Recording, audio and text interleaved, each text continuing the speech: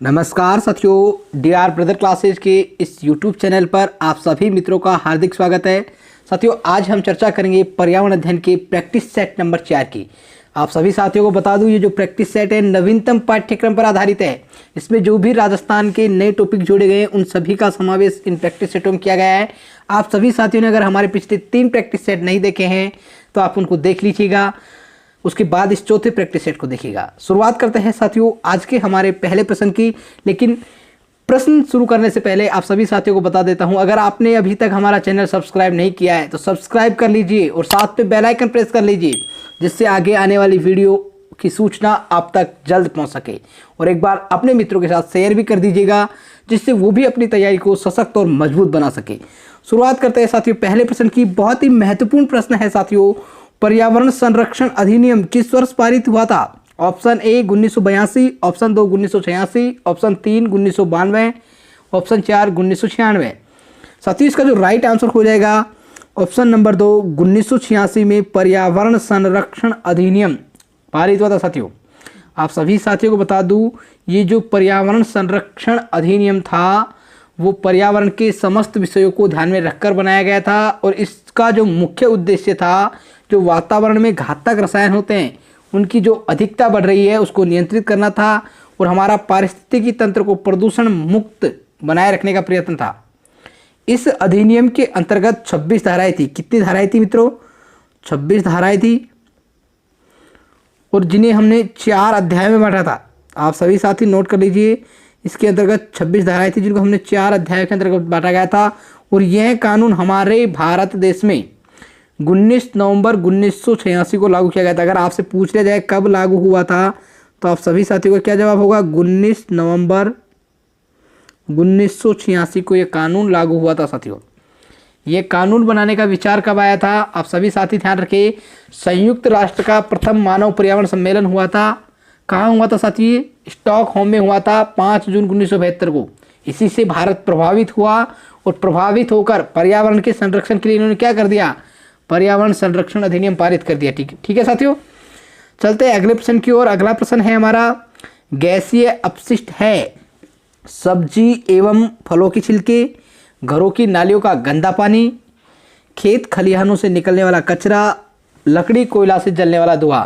साथियों बहुत आसान क्वेश्चन है। इसका जो राइट आंसर हो जाएगा ऑप्शन नंबर 4। गैसीय अपशिष्ट क्या है? लकड़ी कोयला से जलने वाला धुआं। साथियों क्या होते हैं गैसीय अपशिष्ट? ऐसे पदार्थ जो किसी अन्य पदार्थ के अपशिष्ट होते हैं तथा गैसीय रूप में होते हैं। इससे क्या होता है? हमारा पर्यावरण प्रदूषण होता है। और मुख्यतः क्या कौन सा प्रदूषण होता है गैसीय अपशिष्टों से? वायु प्रदूषण होता है साथियों। और गैसीय अपशिष्ट क्या होते हैं, किसे कौन कौन से होते हैं? जैसे लकड़ी का कोयला जलाने से जो धुआं उत्पन्न होता है, जो हमारे औद्योगिक क्षेत्र है उनकी चिमनियों से जो धुआं निकलता है, या फिर जंगलों में जो आग लग जाती है जिसे हम क्या बोलते हैं? दावानल, उससे निकलने वाला धुआं। ये सब क्या है? हमारे गैसीय अपशिष्ट है मित्रों। चलते हैं अगले प्रश्न की ओर। अगला प्रश्न है हमारा, राज्यसभा में होने वाली सभाओं की अध्यक्षता कौन करता है? उपराष्ट्रपति, राष्ट्रपति, प्रधानमंत्री, भारत के मुख्य न्यायाधीश। साथियों इसका जो राइट आंसर होगा, राज्यसभा में होने वाली सभाओं की जो अध्यक्षता करता है वो उपराष्ट्रपति के द्वारा की जाती है। अर्थात प्रश्न ऐसे भी पूछा जा सकता है आपसे, राज्यसभा के पदेन सभापति, राज्यसभा के पदेन सभापति कौन है? तो आप सभी साथियों का जवाब होगा क्या मित्रों? उपराष्ट्रपति।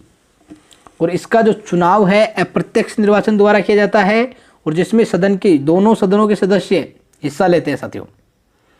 ठीक है, चलते हैं मित्रों अगले प्रश्न की ओर। अगला प्रश्न है हमारा, निम्नलिखित वाहनीय ईंधनों में से किसको आजकल पर्यावरण स्नेही माना जाता है? जो हमारे वाहन ईंधनों से चलते हैं, कौन से ईंधन से चलते हैं? कौन से ईंधनों से चलते हैं आप सभी साथी बताएंगे। ऑप्शन 1 डीजल, पेट्रोल, द्रवित पेट्रोलियम गैस और संपीड़ित प्राकृतिक गैस, जो कि पर्यावरण स्नेही है। साथ ही इसका जो राइट आंसर होगा ऑप्शन नंबर डी, संपीड़ित प्राकृतिक गैस, CNG। आप सभी साथी ध्यान रखिए, संपीड़ित प्राकृतिक गैस, इसको अंग्रेजी में क्या कहते हैं? CNG, कॉम्प्रेस्ड नेचुरल गैस, संपीड़ित प्राकृतिक गैस हिंदी में कहते हैं साथियों। चूंकि ये गैस जो है ये गैस है प्रकृति गैस का ही संपीड़ित रूप है। इसमें मुख्य रूप से जो पाया जाता है संपीड़ित प्राकृतिक गैस में, CNG में, वो मीथेन पाया जाता है मित्रों। आप सभी साथी इस चीज़ को नोट कर ले, क्योंकि आपसे प्रश्न पूछा जा सकता है संपीड़ित प्राकृतिक गैस में मुख्य रूप से पाया जाता है? तो मीथेन मुख्य रूप से पाया जाता है और अन्य तत्व के रूप में ईथेन और प्रोपेन भी पाया जाता है। ठीक है मित्रों, इससे क्या होता है, सीएनजी से पर्यावरण जो प्रदूषण होता है वो बहुत कम होता है। अगले प्रश्न की ओर चलते हैं साथियों। अगला प्रश्न है हमारा, निम्नलिखित में से किस एक प्राणी को किसान का मित्र कहा जाता है? चींटी, केंचुआ, मधुमक्खी, तितली। एक बार सभी साथी कमेंट करेंगे। साथियों इसका जो राइट आंसर है किसान का मित्र। किसान का मित्र जो कहते हैं हम केंचुआ को कहते हैं। क्यों कहते हैं साथियों केंचुआ को? क्योंकि केंचुआ क्या करता है, जो नीचे की मिट्टी होती है उसको ऊपरी सतह तक लाने का कार्य करते हैं, जिससे मिट्टी अधिक उपजाऊ हो जाती है। इस कारण हम केंचुए को किसान का मित्र कहते हैं मित्रों। चलते हैं अगले प्रश्न की ओर। अगला प्रश्न है हमारा, वायु प्रदूषण कम किया जा सकता है वृक्षों द्वारा, मछलियों द्वारा, जंतुओं द्वारा, सूर्य प्रकाश द्वारा। साथियों इसका जो राइट आंसर होगा ऑप्शन नंबर 1 वृक्षों द्वारा। कार्बन डाइऑक्साइड गैस क्या होता है हमारा, जो वृक्ष रोपण करते हैं, हम वृक्षों को लगाते हैं, उससे वृक्ष जो होते हैं हमारे CO2 अर्थात कार्बन डाइऑक्साइड का अवशोषण करते हैं और ऑक्सीजन को उत्सर्जित करते हैं। इसीलिए हम वृक्षों के द्वारा क्या कर सकते हैं, वायु प्रदूषण को कम कर सकते हैं मित्रों।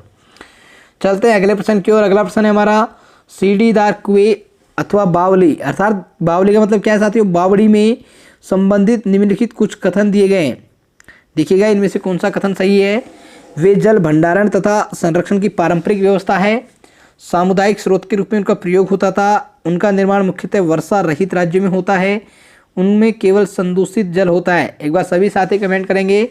साथियों इसका जो राइट आंसर हो जाएगा ऑप्शन नंबर 2, 1, 2 तथा 3। शुरू के जो 3 कथन है वो बिल्कुल सही है। साथियों जल भंडारण के लिए क्या होते हैं, पारंपरिक व्यवस्था होती है। जो सीढ़ीदार कुएं अथवा जो बावड़ी होती है वो मुख्यतः वर्षा रहित क्षेत्रों में बनाए जाते हैं।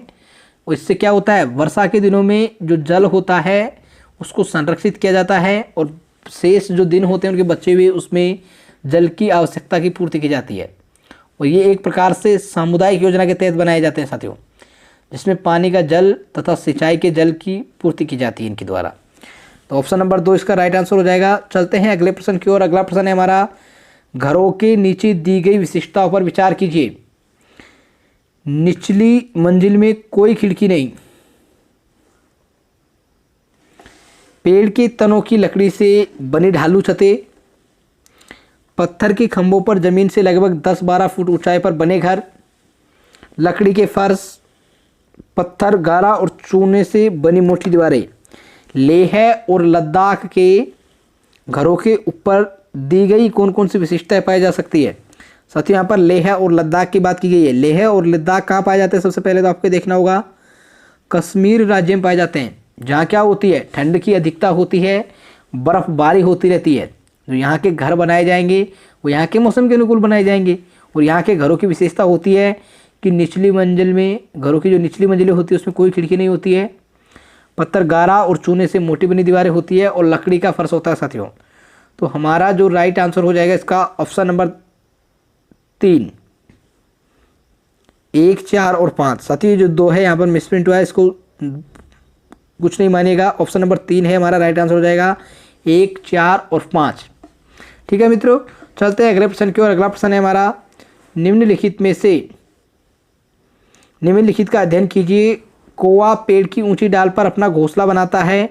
इस घोंसले को बनाने में कई प्रकार की चीज़ें, यहाँ तक कि लकड़ी की शाखाएं और लोहे के तार भी होते हैं। एक चालाक पक्षी भी है जो अपना घोंसला नहीं बनाता और कौवे के घोंसले में अंडे दे देता है। बेचारा कौवा अपने अंडों के साथ इन अंडों को भी सेता अर्थात पालता है। यह पक्षी कौन सा है? आप सभी साथियों को बता दूं, ऐसा कौन सा पक्षी है जो अपना घोंसला नहीं बनाता है और वो कौवे के घोंसले में अंडा देता है? तो साथियों वो है हमारा कोयल। कोयल क्या करती है, कभी भी अपना खुद का घोंसला नहीं बनाती है मित्रों, ध्यान रखिएगा। कोयल अपने जो अंडे होती है वो कौवे के घोंसले में देती है और कौवा कोयल के जो अंडे होते हैं उसको अपना समझते हुए पालता है। चलते साथियों अगले प्रश्न की ओर। अगला प्रश्न है हमारा, एस्किमो अपने घर इग्लू का निर्माण बर्फ से करते हैं, इसका क्या कारण है? सबसे पहले तो आप सभी साथी ध्यान रखिएगा, एस्किमो जो जनजाति के आवास होते हैं वो क्या कहलाते हैं? इग्लू कहलाते हैं मित्रों। इस चीज़ को आप नोट कर लीजिएगा क्योंकि सीधा सीधा प्रश्न पूछा जा सकता है, एस्किमो जनजातियों के बनाए गए बर्फ के घर क्या कहलाते हैं? इग्लू। और आपसे पूछा सकता है इग्लू का निर्माण किससे होता है? तो आप बताएंगे बर्फ से। अब हम इसका कारण जानते हैं कि वो बर्फ़ से क्यों बनाते हैं वो घर। तो ऑप्शन एक है हमारा, बर्फ़ ठंडी हवा और पानी को अंदर नहीं आने देता। बर्फ़ की दीवारों के बीच मौजूद हवा अंदर की गर्मी को बाहर जाने से रोकती है। बर्फ़ मुफ्त में मिलती है, अन्य सामग्री की कीमत अधिक होगी। ध्रुवीय क्षेत्रों में केवल बर्फ़ ही उपलब्ध है। साथियों इसका जो राइट आंसर होगा ऑप्शन नंबर 2, बर्फ़ की दीवारों के बीच जो मौजूद हवा होती है अंदर की गर्मी को बाहर जाने से रोकती है। एस्किमो जो ध्रुवीय जो प्रदेश होते हैं उसमें निवास करने वाली जनजाति है एस्किमो जनजाति, ध्रुवीय प्रदेशों में निवास करती है। आपसे पूछा जा सकता है एस्किमो जनजाति कहाँ निवास करती है, तो ध्रुवीय प्रदेशों में। जो अपने घरों का निर्माण किससे करते हैं, बर्फ़ से कीरते हैं, और उनको घर को क्या कहा जाता है, इग्लू कहा जाता है। मैंने बता चुका हूँ साथियों, इसको याद कर लीजिएगा। और एस्किमो बर्फ़ से घरों का निर्माण इसलिए करते हैं, किस लिए करते हैं, क्योंकि जो बर्फ़ की दीवारों के बीच जो मौजूद हवा है वो अंदर की गर्मी को बाहर जाने से रोकती है, जिसके कारण घर के अंदर क्या होता है, गर्मी का एहसास होता है, सर्दी नहीं लगती मित्रों। चलते हैं अगले प्रश्न की ओर साथियों। अगला प्रश्न है हमारा, उस वैज्ञानिक का नाम बताइए। क्या नाम है जिसने सर्वप्रथम मच्छर के पेट के अंदर ताक झाँक की और यह सिद्ध किया कि मलेरिया मच्छर से फैलता है, तथा इस अनुसंधान के लिए दिसंबर 1902 में चिकित्सा के क्षेत्र में नोबेल पुरस्कार दिया गया। ऑप्शन एक, Ronald Ross, Charles Darwin, Gregor Mendel, George मिस्टल। साथियों यहाँ पर इन्होंने क्या किया है, मलेरिया मच्छर से फैलता है, ये सबसे प्रथम किसने बताया था, तो इसका जो राइट आंसर है ऑप्शन नंबर 1, रोनाल्ड रॉस। क्या है मित्रों इसका आंसर, रोनाल्ड रॉस। साथियों रोनाल्ड जो रॉस थे वो एक ब्रिटेन के रहने वाले चिकित्सक थे और इनको नोबेल पुरस्कार दिया गया था इस अनुसंधान के कारण 1902 में। और इन्होंने बताया था कि जो मलेरिया का जो रोग होता है, जो हमारा प्लाज्मोडियम होता है उसके कारण होता है, प्लाज्मोडियम फॉल्सिपेरम के कारण। और इन्होंने परजीवी जो प्लाज्मोडियम है उसके जीवन चक्र की खोज की थी। ठीक है साथियों, चलते हैं अगले प्रश्न की ओर। अगला प्रश्न है हमारा, रजत ने अपने मित्र से कहा, मैं नहीं खेल सकता क्योंकि मुझे बुखार है।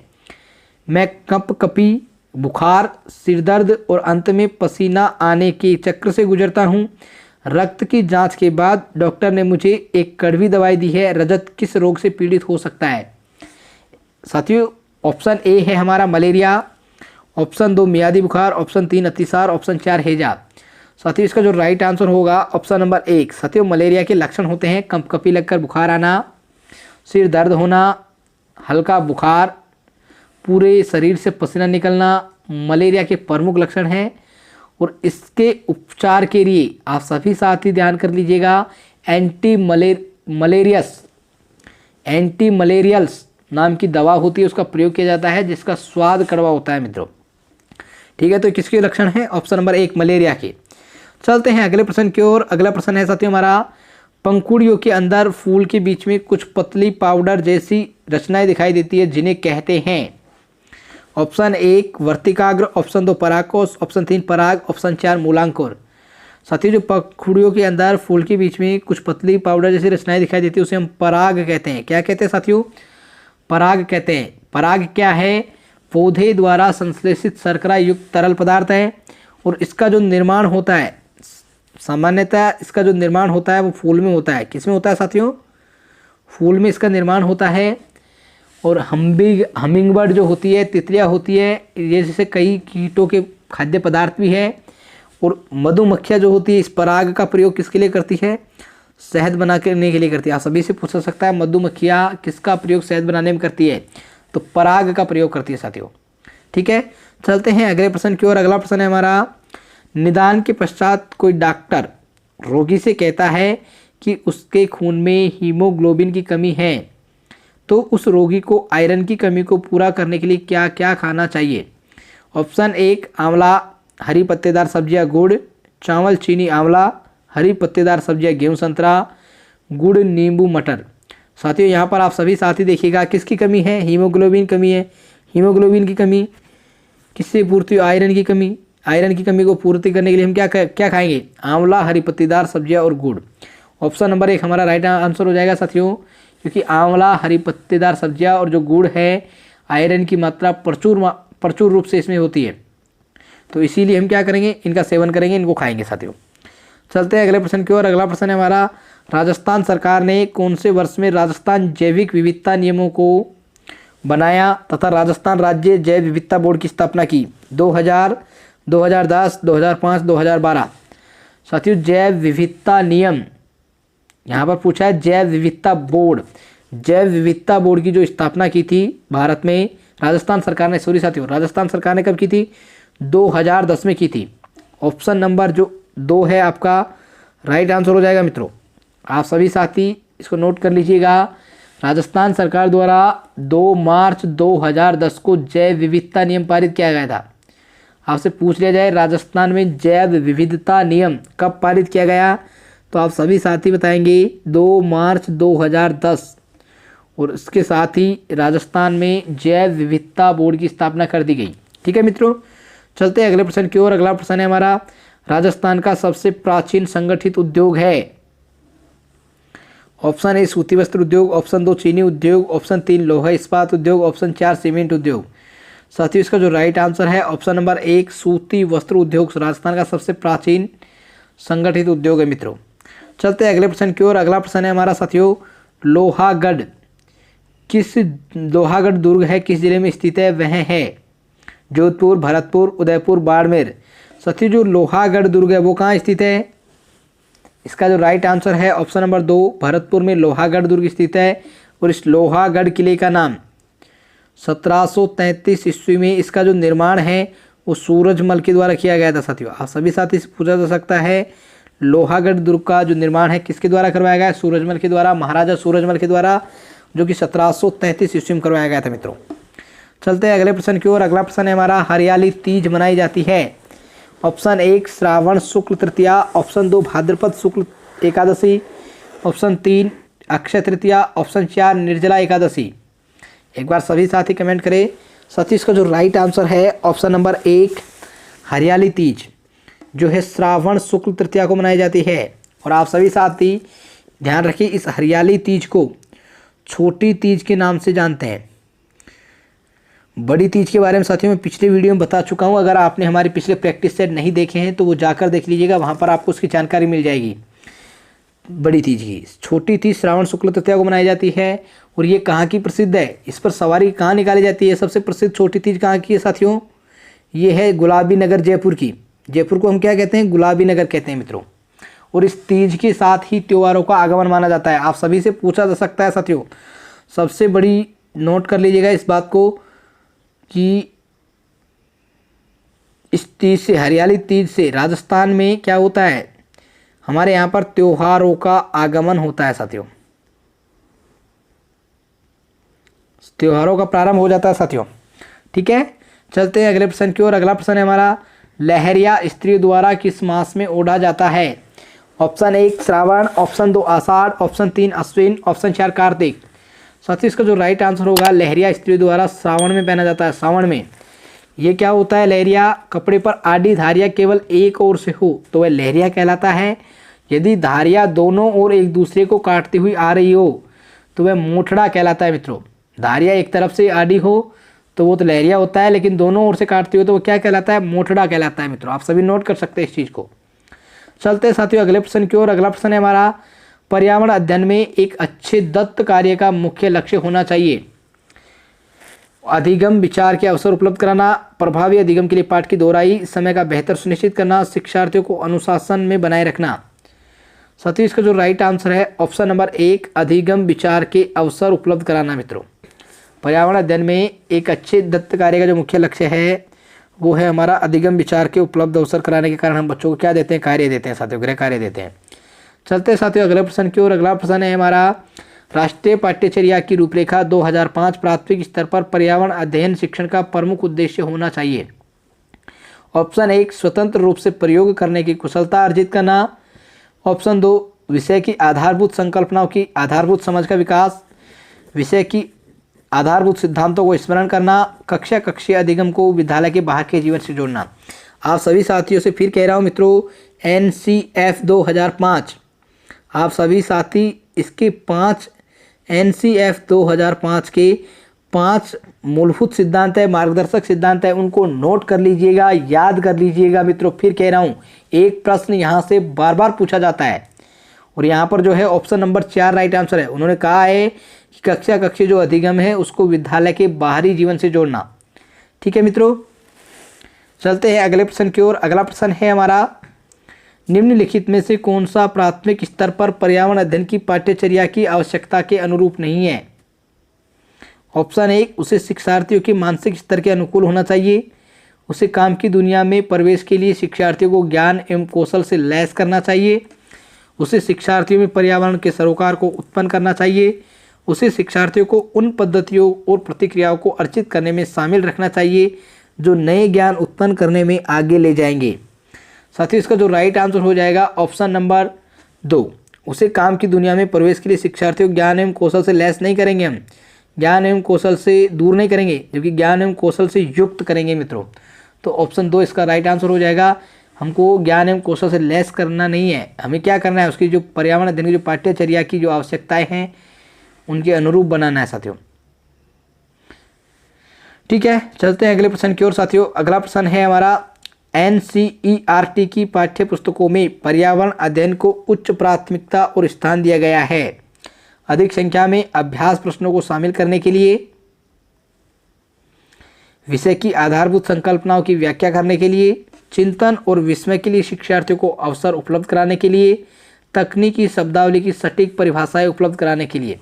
साथियों, जो NCERT की पाठ्य पुस्तकें हैं उनमें पर्यावरण अध्ययन को उच्च प्राथमिकता दी गई है। इसका कारण है तो ये है चिंतन और विस्मय के लिए शिक्षार्थियों को अवसर उपलब्ध कराने के लिए।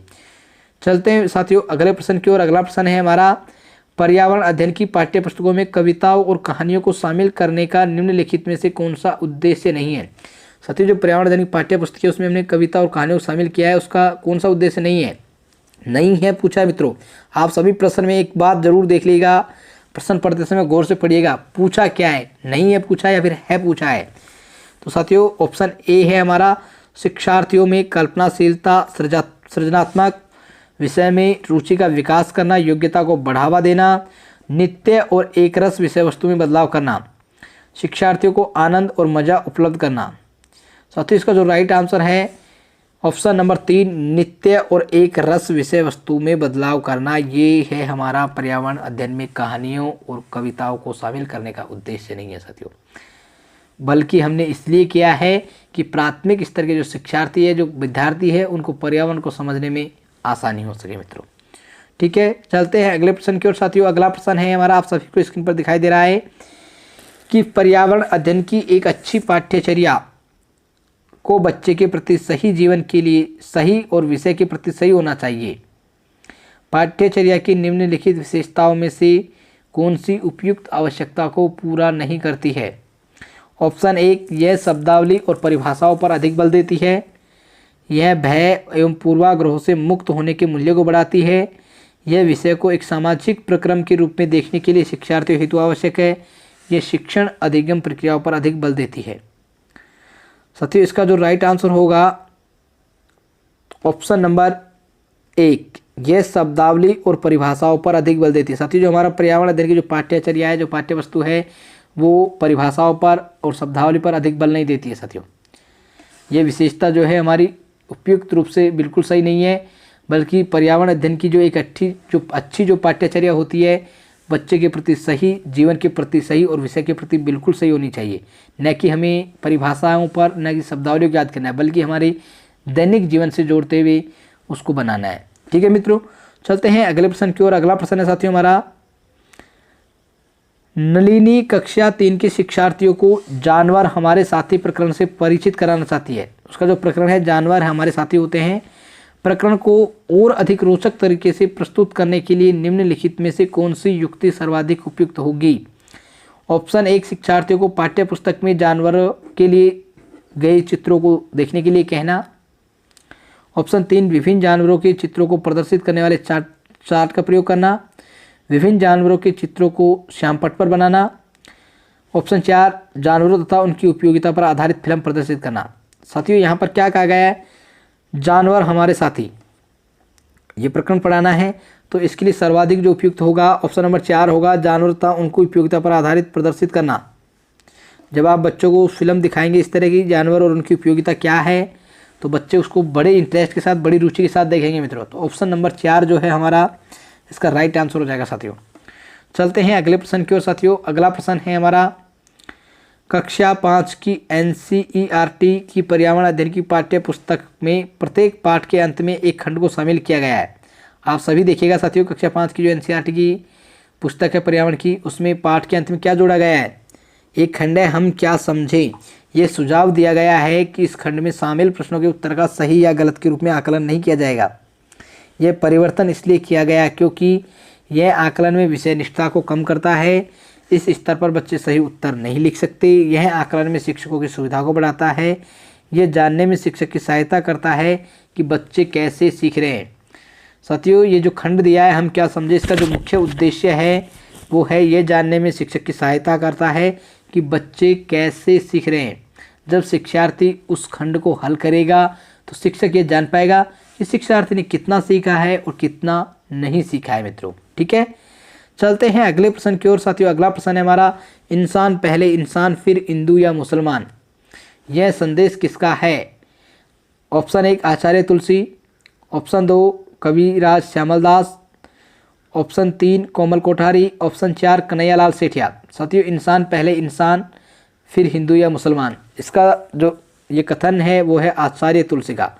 साथियों, आचार्य जो तुलसी थे अणुव्रत आंदोलन के सूत्रधार थे और ये नागौर जिले के लाडनू कस्बे के रहने वाले थे। इन्होंने नैतिकता के उत्थान के लिए 1949 ईस्वी में अणुव्रत आंदोलन का सूत्रपात किया था और इन्होंने अपने जनमानस को जोड़ने के लिए 1 लाख किलोमीटर की पैदल यात्रा की थी। मित्रों, आप सभी साथी इस चीज़ को ध्यान रखिएगा। चलते हैं अगले प्रश्न की ओर। अगला प्रश्न है साथियों हमारा, हर्षद माता मंदिर कहाँ पर स्थित है। Option 1 Abhaneri, option 2 Pushkar, option 3 Salasar, option 4 mount Abu. साथियों, जो हर्षद माता का मंदिर है वो आभानेरी में स्थित है। ऑप्शन 1 इसका राइट आंसर हो जाएगा मित्रों। चलते हैं साथियों अगले प्रश्न की ओर। अगला प्रश्न है हमारा, पर्यावरण अध्ययन की पाठ्य पुस्तकों में विभिन्न प्रकरणों में एक खंड करके देखो को शामिल किया गया है। ऑप्शन 1 घर में शिक्षार्थियों को व्यस्त रखना, प्रत्यक्ष हस्तपरक अनुभव उपलब्ध कराना, परीक्षा में निष्पादन को सुधारना, वैज्ञानिक शब्दावली की परिभाषाएं सीखना। पाठ्य पुस्तकों में जो विभिन्न प्रकरण दिया गया है उसमें एक खंड करके देखो को शामिल किया गया है, अर्थात संपूर्ण देखो, एक साथ समग्र देखो। और ये सिद्धांत हमारा अंतर्दृष्टि सिद्धांत को कहता है साथियों। तो इसका उद्देश्य क्या है कि प्रत्यक्ष हस्तपरक अनुभव उपलब्ध कराना। ऑप्शन नंबर 2 इसका राइट आंसर हो जाएगा मित्रों। इसका जो उद्देश्य है एक खंड करके देखो, इसका कारण है कि वे उसे प्रत्यक्ष रूप से देखे, पूर्ण रूप से समझ सके। और इस प्रकार से अगर वस्तु को हम समग्र रूप में देखेंगे तो उनको अनुभव उपलब्ध होगा साथियों। ठीक है साथियों, आज का प्रैक्टिस सेट हमारा यहीं समाप्त होता है। आप सभी साथियों को हमारा प्रैक्टिस सेशन कैसा लगा? अगर आप सभी को हमारा प्रैक्टिस सेशन अच्छा लगा है तो वीडियो को लाइक कीजिएगा और अपने सभी साथी दोस्तों के साथ शेयर कीजिएगा। साथियों, आप सभी जानते हैं एक वीडियो को बनाने में बहुत मेहनत लगती है। आप सभी साथियों को बस इतना सा करना है कि अपने 10 मित्रों को शेयर करना है, जिससे और भी साथी हमारे साथ जुड़े तो हम दुगने उत्साह के साथ आपके लिए कक्षाएं बना पाएंगे और बेहतर वीडियो आपको उपलब्ध करवा पाएंगे। ठीक है साथियों, आपने वीडियो अंत तक देखा उसके लिए आपको बहुत बहुत धन्यवाद। मिलेंगे फिर से एक और बेहतरीन वीडियो में। आप सभी साथियों को शुक्रिया। हंसते रहिएगा, मुस्कुराते रहिएगा और रीट भर्ती परीक्षा की तैयारी करते रहिएगा। साथियों, आप सभी के लिए बहुत कम समय बचा हुआ है। आप जितना समय दे सकते हैं इस परीक्षा को दे दीजिएगा साथियों। ये दिन आपके वापस नहीं आने वाले हैं, तो मेहनत करते रहिए खूब जोर से मित्रों।